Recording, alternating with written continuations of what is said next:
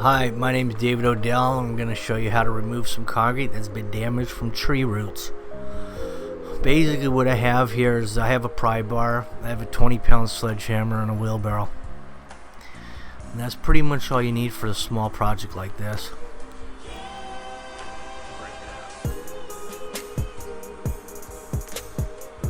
There's the pry bar lifting the concrete. It's already been cracked and so damaged it comes out pretty easy. Hit it a couple of times with this 20-pounder. Pry it out with the pry bar.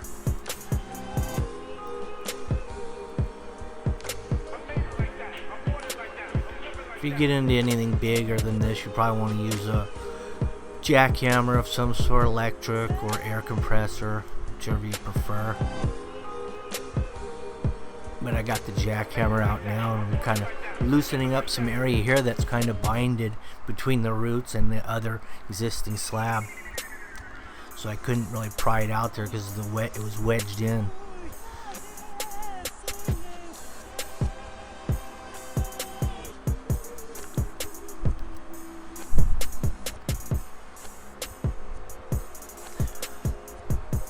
So today we're going to remove it all. Then tree company's going to come in and remove the tree and all the roots. And then we'll come back here, dowel it, form it, and pour it. On this job this size, I think we're just under, I think we're like at a half a yard of concrete, which it's about 13 cubic feet. And I think I got approximately 27 60-pound bags to fill this hole in. So here we are with the rebar getting we're starting to drill into the existing concrete on this edge sides, so we can put some rebar dowels in there. And this one I'm using number 3 rebar, because if you go anything bigger than that, you could damage the other concrete, because it's only about 3 inches thick.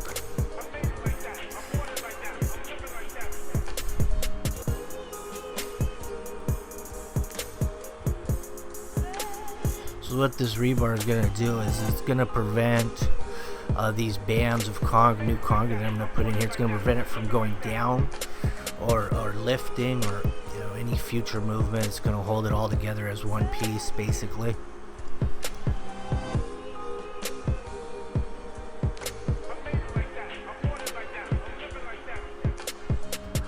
You can epoxy these rebar dowels in too if you'd like to, but I find that this works just fine for something like this.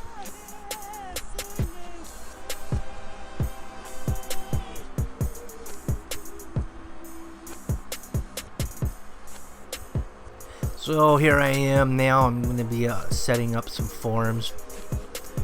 Basically, I'm just matching the existing elevation of the concrete with the top of form on each side.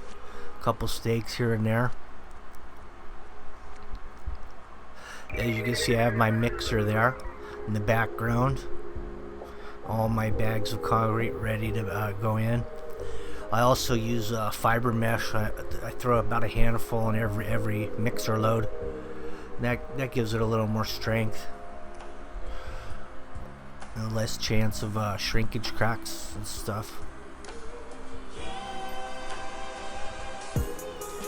Basically we're all formed up. I'll wet it down a little bit, get some water in the dirt, that'll help compact it, and it'll let the concrete dry a little slower, and it'll end up inevitably stronger as it dries slow.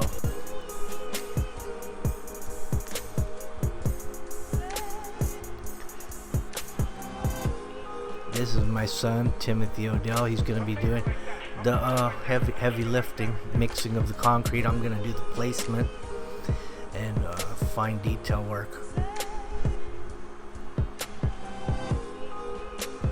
I was very fortunate when I went to the hardware store. I was able to get these bags of concrete for half price because they were torn bags, so that was kind of nice, getting the concrete for half price.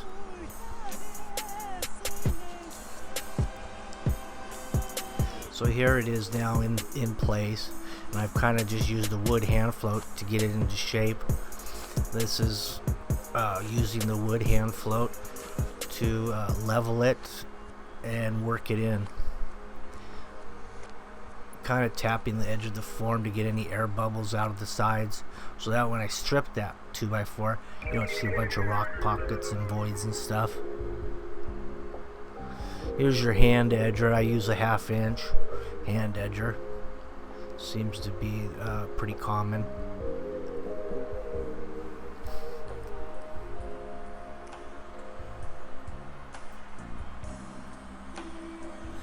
Now I've got a hand joiner, and I'm gonna put some joints where I think, you know, it's gonna possibly crack. So I kind of space them evenly. I think I'm gonna put a 2 in here. Concrete's getting harder now, and I'm doing my final trowel on it. There's one joint there at the end of the existing concrete. This particular concrete mix I'm using is what I did is I got a mixture. I got some 2500 psi and I've got some 4500 psi. And what I did is I went 1 and 1, or 1/2 and 1/2 for every load. So probably getting about 3500 psi out of this particular mix. Somewhere in there, maybe 3. Whatever it is, it's going to be plenty good for this. Anything over 2500 is usually good enough for just about anything. Here's the non-slip broom finish that I'm putting on now. Just after I've got it smooth, I just kind of run a horsehair broom over it, and that gives it a non-slip finish.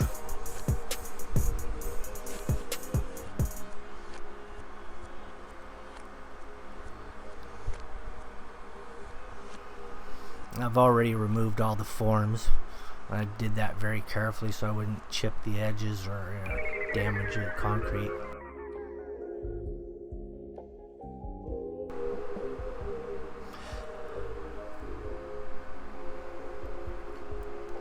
So this is basically the end result.